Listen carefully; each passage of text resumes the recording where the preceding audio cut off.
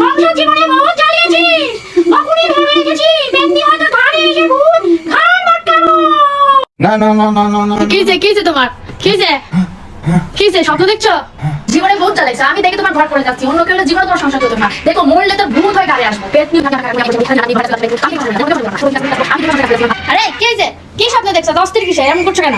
কি এমন স্বপ্ন দেখছো? হ্যাঁ, পানি খাও, পানি খাও আগে, বলো কি জান, তুমি বাস্তবে ভালো, পেতনি হয়ে আসো না।